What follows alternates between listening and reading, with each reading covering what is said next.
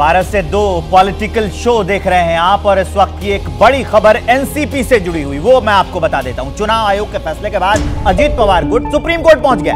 अजीत पवार गुट ने supreme court में कैविएट दाखिल किया है। अजीत पवार गुट ने कहा है कि अगर शरद पवार गुट कोई याचिका दाखिल करता है तो उनका पक्ष भी सुना जाएगा। कोर्ट एक तरफा रोक का आदेश ना दे। ये बड़ी अपडेट हम आपको बता रहे हैं। शरद पवार गुट अगर कोई याचिका दाखिल करता है तो उनका पक्ष भी सुना जाएगा, ये कहा गया है अजित पवार के गुट की ओर से। चुनाव आयोग के फैसले के खिलाफ महाराष्ट्र में सियासत गर्म है। शरद पवार गुट के कार्यकर्ता ने सड़क पर प्रोटेस्ट किया है, वो तस्वीरें भी हम आपको दिखाएंगे।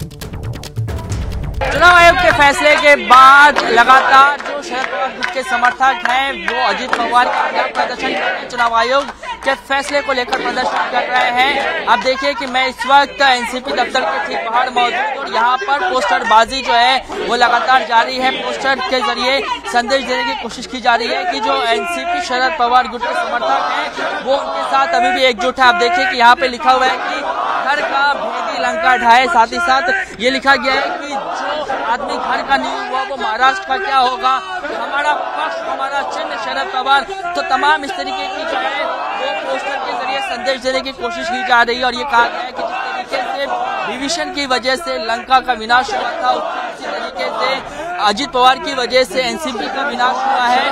और आज भी एनसीपी जो है वो शरद पवार के साथ है। तमाम जो समर्थक हैं एक नया रामायण, एक नया महाभारत भारत देश में घंटों से जो है वो प्रदर्शन कर रहे हैं, लगातार यही संदेश देने की कोशिश कर रहे हैं। तो भले ही एनसीपी में जो है वो विभाजन हो गया है, संख्या बल के हिसाब से जो विधायक हैं वो अजीत पवार के साथ ज्यादा है, लेकिन आज भी जो है असली एनसीपी वो अजीत पवार के साथ नहीं तो वो शरद पवार के साथ है। अब देखिए कि किस तरीके से यहाँ पे चारों तरफ जो है वो भी पोस्टरबाजी की गई है और ये लिखा गया है कि जीत तो आज भी हमारी हुई है, चिन्ह तुम्हारा बाप हमारा। इस तरीके की जो है वो एक मैसेज देने की कोशिश की गई है। साथ ही साथ आप सामने देखेंगे तो लिखा गया है कि थकेंगे नहीं झुकेंगे नहीं, और जहाँ राजा वहाँ प्रजा, जहाँ राजधानी वहाँ हम, जहाँ साहब वहाँ राष्ट्रवादी। तो इस तरीके की जो मैसेजिंग है वो एनसीपी दफ्तर के बाहर आपको यहाँ पे देखने को मिलेगी। और इस तरीके से ये एक संदेश देने की कोशिश की जा रही है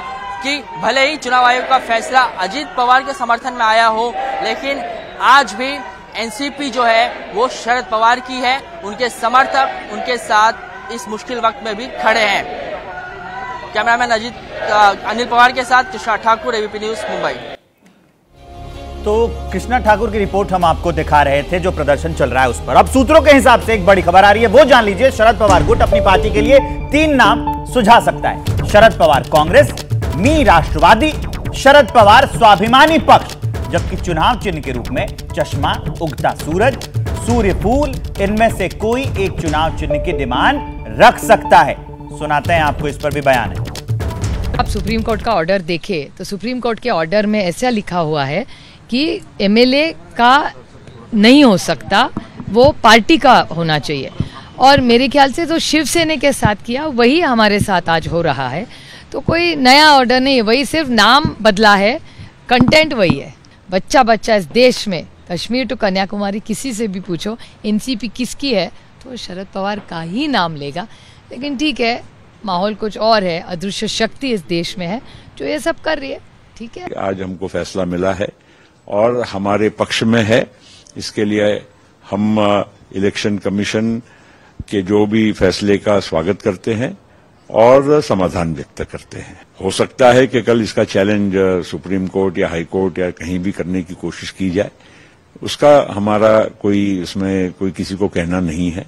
हम केवल इतना ही कहेंगे कि हमको ऐसा लगता है कि जो हमने फैसला लिया था वो सही था और आज इलेक्शन कमीशन के माध्यम से हमारे फैसले को सही ठहराया गया, इसका हमें समाधान है। तो चुनाव आयोग ने एनसीपी अजित पवार गुट को अब उसका सिंबल भी दे दिया है और नाम भी दे दिया है। तो ऐसे में सवाल ये बनता है, विजय त्रिवेदी सर, छिन गई घड़ी और पवार की मुश्किल बढ़ी? बिल्कुल, घड़ी छिनने से उनका वक्त जो है ना और मुश्किल का आ गया है शरद पवार साहब का। और ये इंडिया गठबंधन के लिए भी एक बड़ा झटका मानना चाहिए राजनीतिक तौर पर, क्योंकि महाराष्ट्र एक ऐसा राज्य है जहां पर एनडीए के लिए थोड़ा सा मुश्किल था कि वो अपना जो पिछला नंबर है उस पर काबू कर सके या सस्टेन कर सके। वहाँ पर एनसीपी और जो शिवसेना है, दोनों ही पार्टियां बट भी गई और दोनों पार्टियों को एक मान्यता भी चुनाव आयोग की तरफ से मिल गई है। तो अब शरद पवार के लिए बड़ा मुश्किल को, और ऐन चुनाव से पहले पार्टी का चुनाव चिन्ह, पार्टी का नाम छीनने से और ज़्यादा मुश्किलें आती हैं। अब शरद पवार साहब को और उद्धव ठाकरे दोनों को अपना नेतृत्व ये साबित करना होगा कि वही असली लीडर है। वो इलेक्टोरल पॉलिटिक्स के थ्रू, जो लीगल बैटल है वो दोनों ही लोग हार गए। अब ऐसे वक्त में कि क्या किया जा सकता है, लेकिन ये भी इतना मुश्किल काम नहीं है। आप याद कीजिए, इंदिरा गांधी ने जब पार्टी मतलब अलग हो गई थी तो उस समय भी उनको भी चुनाव चिन्ह की मुश्किल आई थी और भारतीय जनता पार्टी को भी मुश्किल आई थी। तो ये मुश्किलें होती हैं, लेकिन चुनाव के वक्त आते आते बिल्कुल एन चुनाव के वक्त में उनका पार्टी का चुनाव चिन्ह छिन जाना भी उनके लिए मुश्किल है। और अब इलेक्टोरल पॉलिटिक्स एक ऐसा मौका है उनके पास, दोनों नेताओं के पास, मैं उद्धव ठाकरे साहब की बात कर रहा हूँ और शरद पवार साहब की भी, कि वो साबित कर सकें कि लीगल बैटल भले ही वो हार गए हो, जनता के मन में वो नेता हैं। तो जनता के मन में नेता हैं, इससे कितनी जो नैया है चुनाव में शरद पवार की पार लगेगी। इसके साथ साथ जब हम लोग बीच में बातचीत कर रहे थे शरद पवार के बारे में, तो आप क्या कह रहे थे कि वो दोनों ओर से खेलते हैं, जरा टिप्पणी करिए इस पर। देखिए क्या है, अभी विजय जी बता रहे थे, मैं थोड़ा सा अलग तरीके से देखता हूँ। अलग तरीके से मैं ये देखता हूँ कि अभी आपने कहा कि शरद पवार जी की तरफ से 3 चिन्ह नए चुनाव चिन्ह के लिए और पार्टी के 3 नाम प्रस्तुत किए जा सकते हैं। ठीक है। इससे साफ हो जाता है कि शरद पवार जैसा कद्दावर नेता क्या इतना जल्दी समर्पण कर देगा, क्या इतना जल्दी हार मान लेगा कि वो नए दल की तरफ सोचने लगे चुनाव आयोग के फैसले के बाद ही। तो इलेक्शन कमीशन ने उनको टाइम दिया आज तक का कि भाई हमारा मानना ये, तो इसका मतलब तो ये हुआ ना, तो करना ही पड़ेगा वहां पर। तो ये मानना हुआ कि उन्होंने कहीं ना कहीं वो किया। सबसे प्रमुख बात यह है कि जिस तरीके से भारत में राजनीति में सत्ता परिवर्तन को लेके यानी हस्तांतरण की प्रक्रिया अभी तक चली है, चाहे उत्तर प्रदेश देख लीजिए, मुझे लगता है उसी तरह से आपके महाराष्ट्र में भी चल रही है। क्योंकि शरद पवार जी को ये लगा कि हस्तांतरण में कुछ बाधाएं आ सकती हैं, तो कहीं ऐसा ना हो कि एनसीपी के जो नेता अजीत पवार के साथ नहीं जाना चाहते वो किसी दूसरे दल में न चले जाए। मतलब जितना खेल साफ साफ सामने दिख रहा है उतना खेल साफ है नहीं, क्या पर्दे के पीछे से गेम हो रहा है? देखिए, ये अगर कह रहे हैं कि क्या शरद पवार मान चुके हैं, शरद पवार बहुत ही अनुभवी नेता हैं। उन्हें मालूम है कि ये ढीला लिजलिजा शर्मनाक जो चुनाव आयोग है वो किस तरह के फैसले लेगा, तो वो कोई चांस नहीं लेना चाहते हैं। इसलिए वो साफ तरीके से अपने सारे जो खाने हैं उनको कवर करके चल रहे हैं। जिस तरह से अगर हम दूसरे गुट को भी देखें, उन्होंने जाके एक कैबिनेट फाइल कर दी सुप्रीम कोर्ट में कि भाई एक तरफा कोई फैसला ना हो जाए। तो ये इस तरह के फैसले हैं जो बड़े नेता, अनुभवी नेता करते रहते हैं। एक मुझे बड़ा इंटरेस्टिंग लगा कि सूर्य फूल उन्होंने मांगा है, सूरजमुखी तो मैंने सुना है, सनफ्लावर जिसको कहते हैं, सनफ्लावर कोई सूर्यफूल उन्होंने लिखा है एक्चुअली। हाँ, सूर्यफूल मराठी भाषा में लिखा गया, जी हाँ।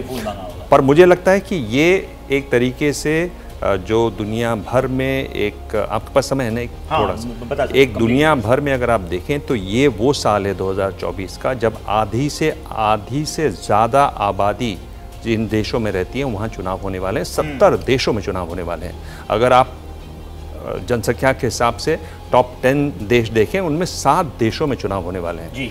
यानी आप मेक्सिको में देखें, आप अमेरिका में देखें चुनाव होने वाला है, रूस में चुनाव होने वाला है, एशिया के जो देश हैं उसमें बांग्लादेश, पाकिस्तान, इंडोनेशिया और भारत।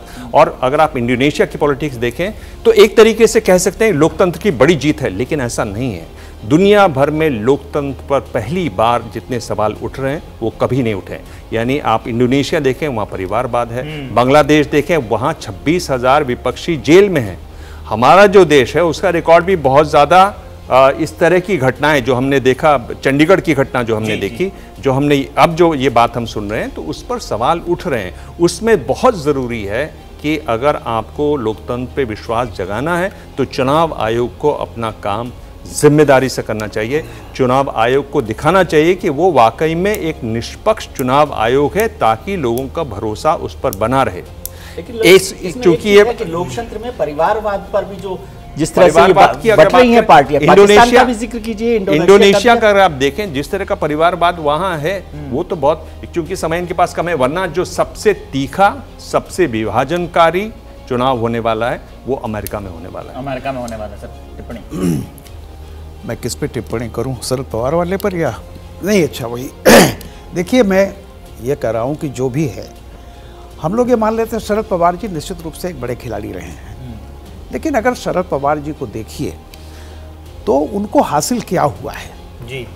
महाराष्ट्र के मुख्यमंत्री जरूर रहे वो और केंद्र में रहे, लेकिन उसके आगे का देखिए कि पूरी की पूरी राजनीति वो ठीक है, एक समय तक काफी उनका रिलेवेंस रहा है, लेकिन आज की तारीख में वो जिस उम्र के जिस पड़ाव पर है, किसी भी तरह से जैसे होता है ना एक ऑनरेबल एग्जिट की तलाश, वही नीतीश कुमार के लिए थी, वही शरद पवार के लिए है। और मैं बताऊं, एक मिनट, कारण यह है कि जो कुछ वो जिस तरह से सारी चीजें हो रही हैं, मैं नहीं जानता, जैसा राकेश जी कह रहे थे कि उनके अंदर क्या है बाहर क्या है, मैं नहीं जानता, लेकिन जनता ये देखती है कि आप कहाँ थे, और आज ये स्थिति हो गई है कि आप अपने घर की जो आदमी तमाम नैतिकता की बातें करता था, वो पारिवारिक पॉलिटिक्स में अपनी बेटी को किसी तरह से राजनीति में फिट करने के चक्कर में उन्होंने सब कुछ गंवा दिया, सब कुछ गंवा दिया। इसी पर करेंगे चर्चा आगे और अपडेट्स आपको बताएंगे। कांग्रेस और आम आदमी पार्टी में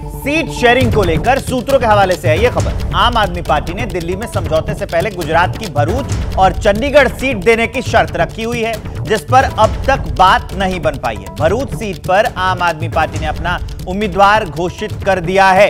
अब जैनेंद्र के पास आपको लिए चलते इस खबर को विस्तार देने के लिए। जैनेंद्र, ऐसे होगा तो कैसे होगा? बिल्कुल, बहुत अहम सवाल है आपका, ऐसे होगा तो कैसे होगा। और सीटें कितनी है? केवल 7। दिल्ली में केवल 7 सीटें हैं। फार्मूला सबको मालूम है कि 4 सीटों पे आम आदमी पार्टी लड़ सकती है, 3 सीटों पे कांग्रेस लड़ सकती है। दिल्ली के पॉलिटिकल गलियारों में ये तक चर्चा है कि कांग्रेस नॉर्थ ईस्ट पे लड़ेगी, ईस्ट वाली सीट पे लड़ेगी, चांदनी चौक पे लड़ेगी। बची हुई 4 सीटें नई दिल्ली, दक्षिण, पश्चिम और उत्तर पश्चिम आम आदमी पार्टी लड़ेगी। लेकिन अब तक दोनों ही पार्टियों ने अपने नेताओं को कोई सिग्नल नहीं दिया है कि कौन कौन सी सीट हमारे पास आ रही है, कौन कौन लड़ सकता है। उल्टे दिल्ली कांग्रेस ने 7 सीटों पर अपने उम्मीदवारों के चयन की प्रक्रिया शुरू कर दी है। सूत्र ये बता रहे हैं, और ये तब हो रहा है विवेक, जब जो दोनों पार्टियों के आला नेता है मल्लिकार्जुन खड़गे, राहुल गांधी से अरविंद केजरीवाल की मुलाकात हो चुकी है। चंडीगढ़ में दोनों पार्टियां एक साथ मेयर का चुनाव लड़ चुकी हैं, जिसमें हालांकि चुनाव में जीत नहीं मिल पाई। इन सब के बावजूद दिल्ली की 7 सीटों पर तस्वीर अब तक साफ नहीं है। आम आदमी पार्टी ने दरअसल एक प्री कंडीशन रखी हुई है। गुजरात की भरूच सीट वो मांग रहे हैं कांग्रेस से, और चंडीगढ़ की सीट मांग रहे हैं कांग्रेस से, और दोनों ही सीटें देने में कांग्रेस असहज है।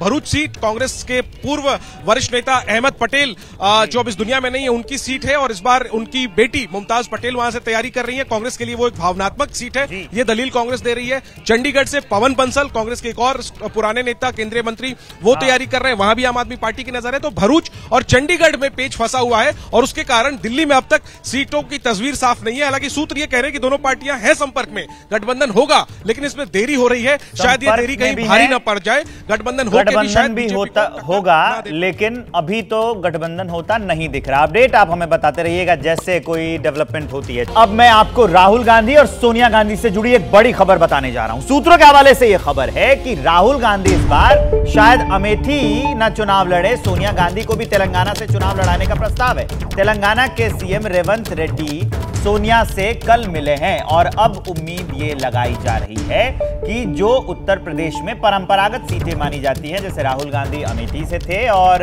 रायबरेली से सोनिया गांधी, अब वो दोनों सीटों पर जमीन पर गांधी परिवार का कोई नेता नजर नहीं आ रहा है।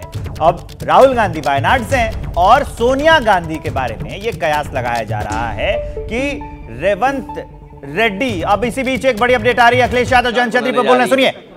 उत्तर प्रदेश की $1 मिलियन इकोनॉमी बन जाएगी, लेकिन उन्होंने ये नहीं बताया कि भारतीय जनता पार्टी 1 बिलियन उसके लिए झूठ बोल चुकी है। 1 बिलियन झूठ बोलने के बाद भी उत्तर प्रदेश की $1 ट्रिलियन इकोनॉमी नहीं बना पाई भारतीय जनता पार्टी। सभी विधायक राम मंदिर जा रहे हैं, क्या कहेंगे सर? सभी विधायक राम मंदिर जा रहे हैं। देखिए, मैंने जो पहले कहा था और फिर कहता हूँ, मैं अपने परिवार के साथ और दर्शनार्थी बनकर के, जब भगवान प्रभु श्री राम जी का कॉल आएगा तब।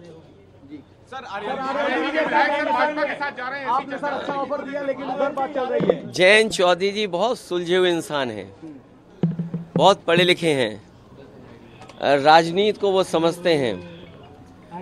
मुझे उम्मीद है कि किसानों की लड़ाई और उत्तर प्रदेश की खुशहाली की तरफ जो संघर्ष चल रहा है, उस लड़ाई को वो कमजोर नहीं होने देंगे। सर आप न्याय यात्रा में शामिल होने जा रहे हैं, क्या कहेंगे? मैंने पत्र लिख करके जवाब दिया है, धन्यवाद भी दिया है।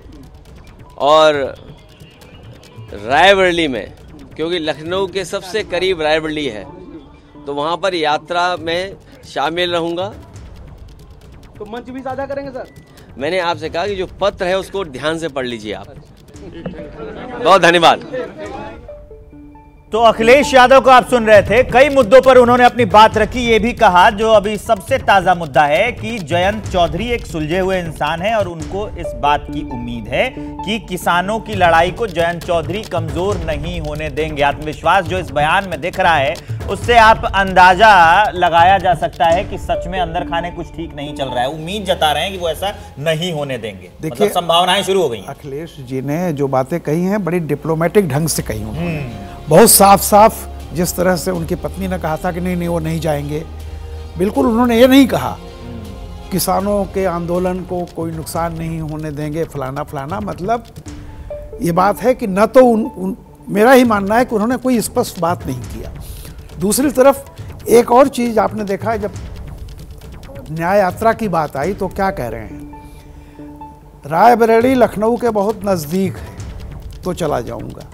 अब इसका भी मतलब आप समझ लीजिए कि न्याय यात्रा उनकी पूरे उसमें हो रही है, लेकिन वो कह रहे हैं चूंकि लखनऊ के नज़दीक है। तो ये मिला करके कुछ आप इधर भी सोच सकते हैं, उधर भी सोच सकते हैं, जो भी सोचना चाहें। लखनऊ के बहुत नज़दीक है, रायबरेली इसलिए चला जाऊंगा। तो ये जो नज़दीकी वाला बयान है, ये दूरी साफ दिखा रहा है इंडिया गठबंधन की कांग्रेस और एसपी के बीच में। जी हाँ, बिल्कुल। आप देखिए कि एक तरीके से आप देखना चाहें तो ये बात सही है, अगर आप दूसरे तरीके से देखना चाहें तो इसमें सवाल भी है। दूसरा तरीका यह है कि पश्चिम बंगाल की नेत्री हैं ममता बनर्जी, वो तमाम कोशिशों के बावजूद, इन्होंने बहुत कोशिश की, बहुत फ़ोन करवाए गए उनको और वो नहीं आई। और अखिलेश यादव वहाँ पर आएंगे और मेरे ख्याल से इनकी जितनी भी जो यात्रा अभी तक हुई है उसमें सबसे बड़े नेता जो शामिल होने वाले हैं वो अखिलेश यादव होने वाले हैं। तो आप उसको उस तरीके से भी देख सकते हैं। लेकिन बहुत महत्वपूर्ण बात जो उत्तर प्रदेश के संदर्भ में है, जिससे आपने प्रोग्राम शुरू किया, क्या जयंत चौधरी बीजेपी की तरफ जाएंगे? अगर जाएंगे तो किस वजह से जाएंगे, वो बहुत महत्वपूर्ण है। सीटों की अगर वो बात करें तो उनको तो बीजेपी में 2 ही सीटों की बात हो रही है और एक राज्यसभा के लिए, और एक राज्यसभा की बात हो रही है। यहाँ पर क्या हो रहा है कि आप यही तो कह रहे हैं ना कि हम कैराना के साथ मुजफ्फरनगर, बिजनौर 3 सीटों पर वो अपना लड़ाना चाहते हैं। 4 तो इनको मिली हुई हैं, तो 2 और 4 का मामला है और खुद वो राज्यसभा में हैं, तो इस समय समाजवादी पार्टी की वजह से, तो वो एक बहुत महत्वपूर्ण मुद्दा है। अखिलेश यादव ने ये एक सीख लिया है किस तरीके से, और मेरे ख्याल से मुख्यमंत्री काल के दौरान ही आप देख सकते हैं किस तरह से उन्होंने ये सीखा है, किस तरह से पत्रकारों के सवालों का जवाब देना है। ये उनको कला आ गई है। अगर आप समाजवादी पार्टी की बात करें तो एक अच्छी बात है उनके लिए। तो ये सिर्फ पत्रकारों को जवाब देने की कला है कि अंदर खाने जो कुछ हुआ है इनको पता चला है कि नहीं, अब तो जयंत चौधरी जा रहे हैं, ये वो कर रहा है परिलक्षित। ये एक मैसेज दिखाई दे रहा है अखिलेश जी की बातचीत से कि जयंत जी के साथ जो उनकी नज़दीकी है वो थोड़ी कम हो रही है और जयंत चौधरी जा सकते हैं, इसकी संभावना, आशंका अखिलेश जी को दिखाई दे रही होगी, जिसको वो किसानों के साथ, और वो रोकने के लिए जो एक कैवियट उन्होंने लगाई कि किसानों की लड़ाई को वो कमजोर नहीं होने देंगे। लेकिन न्याय यात्रा में अखिलेश जी का जाना एक उसको, यदि हम बहुत इंडिया गठबंधन के लिए नेगेटिव तरीके से सोचे तो एक पॉजिटिव स्टेप भी है कि इंडिया गठबंधन का कोई एक बड़ा दल वहाँ पर यात्रा में शामिल हो रहा है। ये कांग्रेस के लिए, और उत्तर प्रदेश इतनी बड़े स्टेट में यदि अखिलेश जी के साथ, जो अभी तक हम बार बार बात कर रहे थे कि अखिलेश और कांग्रेस साथ जाएंगे कि नहीं जाएंगे, तो उसके लिए एक पॉजिटिव साइन है कि वहाँ पर वो कुछ करें। और जब जयंत जी जा रहे हैं तो अखिलेश जी को कुछ तो चाहिए ना। अखिलेश जी का उसमें एक ये भी है कि माइनॉरिटी को एक मैसेज भी देना है कि जिस तरह से माइनॉरिटी कांग्रेस की तरफ आ रही है, चाहे वो कर्नाटक रहा हो, तेलंगाना रहा हो, उसका भी एक अच्छा मैसेज उनके लिए जाएगा कि भाई हम और कांग्रेस साथ है। इससे सिर्फ संदेश जाएगा, पर ये कि खेल कुछ और है। मुझे लगता है कि ऐसा नहीं हो सकता कि आप माइनॉरिटी जो है वो आप संदेश दे देंगे तो फिर वो कांग्रेस की तरफ नहीं जाएगा। कांग्रेस की माइनॉरिटी वहीं जाएगा जहां उन्हें लगेगा कि ये पार्टी जीतती हुई है। उत्तर प्रदेश में उसका बिल्कुल दूर दूर तक वो नहीं समझ में आता कि कांग्रेस जीतेगी कभी इतनी सीटें जितनी समाजवादी पार्टी जीतेगी फिलहाल।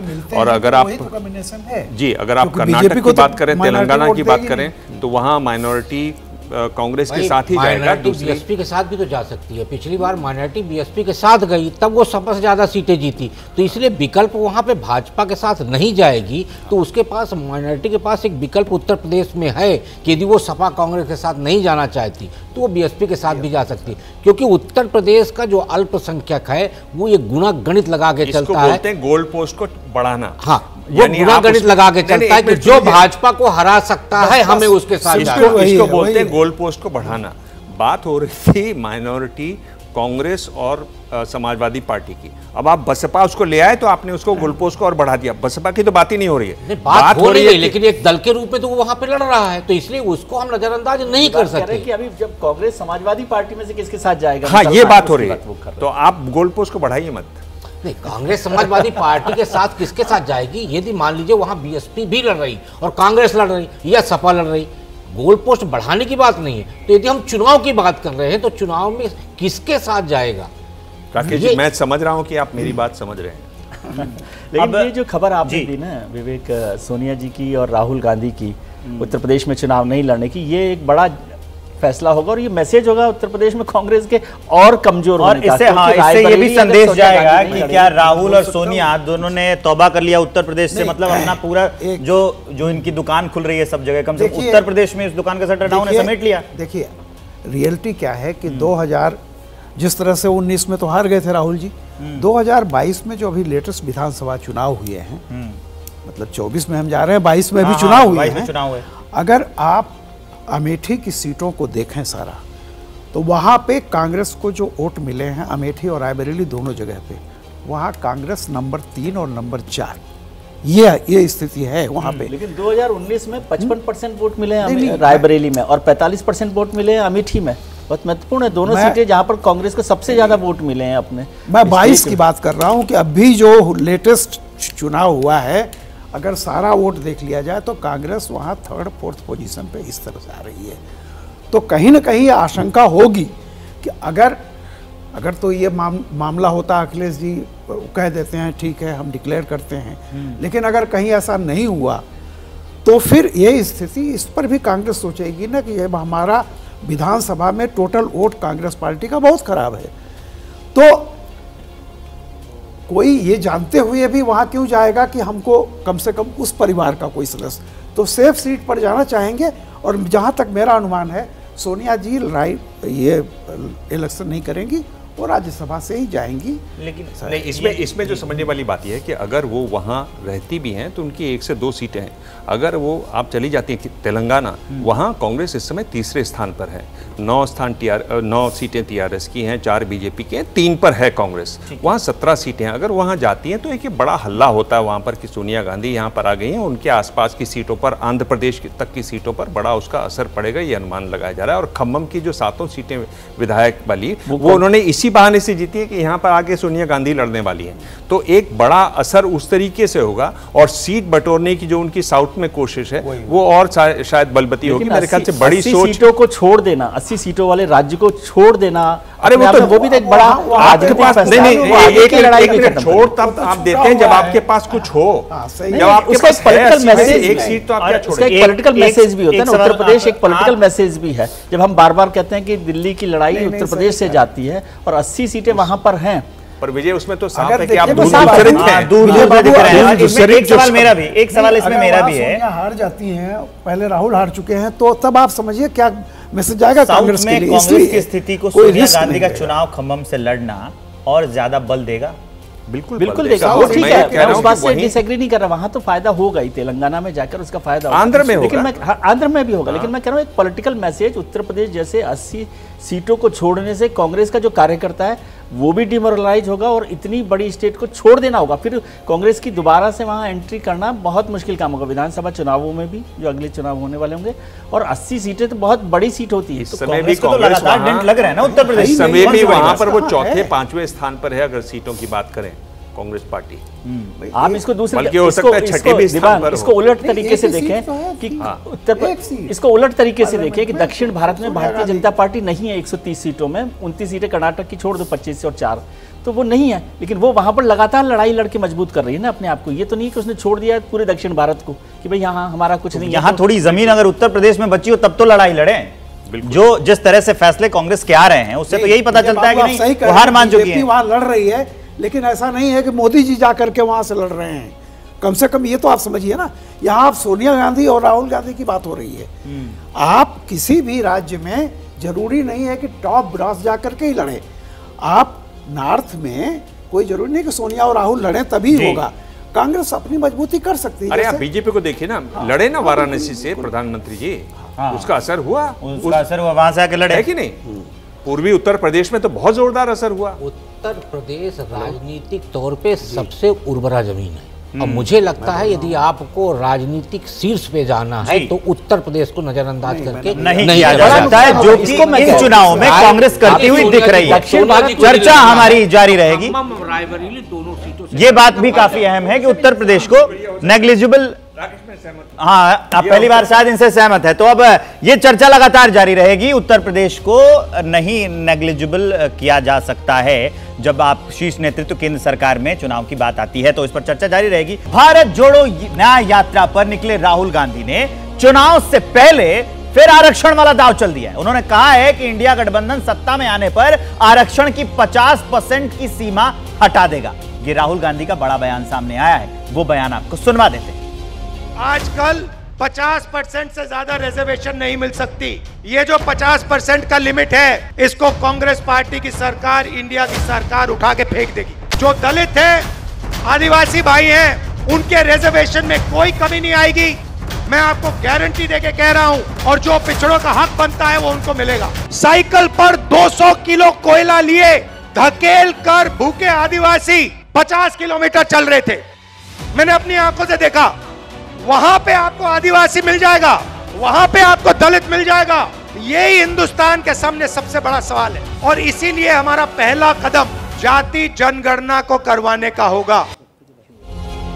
तो राहुल गांधी को आप सुन रहे थे, इन्होंने कहा कि जैसे सरकार आएगी इंडिया गठबंधन वाली, ये आरक्षण को उठा के उखाड़ के फेंक देंगे। सवाल ये बनता है यहाँ पर कि इंडिया के सामने ये बहुत बड़ा जो चैलेंज है, इसलिए क्या आरक्षण वाला दांव चला गया है? दिवांग सर, देखिए मुझे लगता है कि राहुल गांधी, एक तो उनको भाषा अपनी ठीक करनी चाहिए। आप एक पब्लिक रैली में बात कर रहे हैं जिसमें हजारों लोग, लाखों लोग आपको सुन रहे हैं, वैसे भी पता नहीं इतने सुन भी रहे हैं कि नहीं, पर ये उम्मीद की जानी चाहिए कि सुन रहे हैं। कम से कम आप ऐसा तो बोलिए जो आप बोलना चाहते हैं, वो लोगों को जो आप बोलना चाहते हैं वही समझ में आए, उसके इधर उधर न जाएं।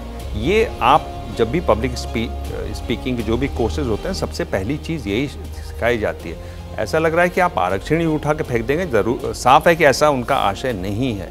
दूसरा, मुझे लगता है कि जो आरक्षण वाली बात है, वो कांग्रेस कितनी भी कोशिश कर ले, कितने भी मन से, कितने भी गुस्से से वो बोल लें, सिर्फ भाषणों से कांग्रेस पार्टी पिछड़ों में ये विश्वास नहीं जगा सकेगी कि ये पार्टी पिछड़ों की हितैषी पार्टी है, ये पार्टी पिछड़ों को आरक्षण दिलवाने के लिए लड़ेगी।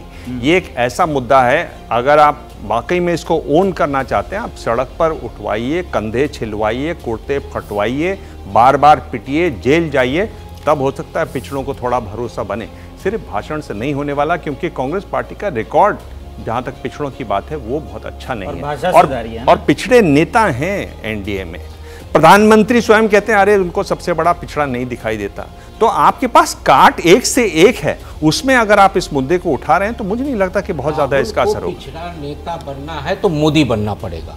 अब मोदी बनने के लिए सिर्फ आरक्षण का मुद्दा उठाने से फायदा नहीं होगा, क्योंकि जातिगत जनगणना का मुद्दा इतना बेहतर तरीके से नीतीश कुमार जी ने प्रेजेंट किया, जैसे अभी आप दिवांग बोल रहे थे ना, प्रस्तुतिकरण इतना बेहतर तरीके से प्रस्तुत करने के बाद भी वो बिहार से बाहर नहीं निकल पाया। और जब इसकी चर्चा हो रही है तो ओबीसी वाले मामले की गूंज जो है संसद में भी सुनाई दी थी। खुद पीएम मोदी ने लोकसभा में खुद को ओबीसी होने का जिक्र किया था, वो बयान सुनवा देते हैं, फिर वापस लौटते हैं। उसी का मैंने जिक्र किया। हाँ वही मैं सुना देता हूं। अध्यक्ष जी, कांग्रेस के हमारे साथियों को आजकल इस पर बहुत चिंता जताते हैं कि सरकार में ओबीसी कितने लोग हैं, कितने पद पर कहां है, उसके हिसाब किताब करते रहते हैं। लेकिन मैं हैरान हूं, उनको इतना सबसे बड़ा ओबीसी नजर नहीं आता। कहां आंखें बंद करके बैठ जाते हैं। पीडीएफ ने पहले से ही खेल कर रखा है। उन्होंने कहा कि सबसे बड़ा ओबीसी उनको नजर नहीं आता है। देखिए दिवांग जी जो कह रहे थे और राकेश जी बहुत सही बात है। एक बात मैं ज़रूर ये कहूँगा कि ये जो राहुल गांधी ने एक नई चीज़ शुरुआत की है कि ओबीसी उनकी तरफ आ जाएगा। कांग्रेस का कभी भी ओबीसी वोट बैंक रहा ही नहीं है। उनके जो रहे हैं कोर स्ट्रेंथ उनकी जो रही है कोर बैंक रहा है वो पता है कि दलित है, माइनॉरिटी और ब्राह्मण उनका ट्रेडिशनल जो रहा है, वोटर रहा है। ओबीसी हमेशा पीजेंट्री पार्टियों के साथ रहा है और अगर वहाँ से कहीं जा रहा है तो बीजेपी की तरफ गया है। और जो राहुल जी ये राग अलाप रहे हैं तो ये जान लीजिए इसी से जो पीजेंट्री पार्टियां हैं, चाहे वो बिहार में हो, कर्पूरी ठाकुर की लिगेसी वाली पार्टी हो या चौधरी चरण सिंह की लिगेसी पार्टी अखिलेश हो, इन लोगों के भी आप अगर इस तरह से कांग्रेस मजबूत करना चाहेंगे ओबीसी वोट की तरफ, तो आप तय जान लीजिए कि जैसा मैंने पहले कहा था, कह रहीम कैसे निभाए बेर केर को संग, ये कांग्रेस जो है। मैं जब आज ये खबर पढ़ रहा था तो मैंने देखा कि कुछ राज्य हैं जो 50% से ज्यादा आरक्षण देते हैं, जैसे तमिलनाडु 69, हरियाणा में 67, तेलंगाना में 62। तो क्या उधर वाले जो राज्य हैं उसका उसी से ये साधना चाहते हैं क्या? जब जातिगत जनगणना की बात आई, आपने उस इशू को आगे नहीं बढ़ाया। आपके पास कर्नाटक था, तेलंगाना है, हिमाचल है, आप वहां जातिगत जनगणना करते हैं। तो जब तक आपका कन्विक्शन नहीं होगा, जब तक आपका कमिटमेंट नहीं होगा, मैं कहता हूं कि 3 C जो है ना बहुत इंपॉर्टेंट है। एक कन्विक्शन होना चाहिए, दूसरा कमिटमेंट होना चाहिए और तीसरी कंटिन्यूटी होनी चाहिए। बिहार से जिसका हल्ला उठा, राहुल गांधी के साथ बिहार से जिसका हल्ला उठा वहां खेला हो गया। नहीं हो रहा। दूसरा नरेंद्र मोदी जी ने तो अब जाति और ओबीसी से आगे बढ़ के कह दिया कि देश में 4 जातियां हैं। तो वो जब 4 जातियां आ गई तो उस 4 जाति में तो सभी जातियां आ गई, तो ओबीसी को बांटने का जो प्रयास था उस प्रयास को भी उन्होंने काउंटर कर दिया है।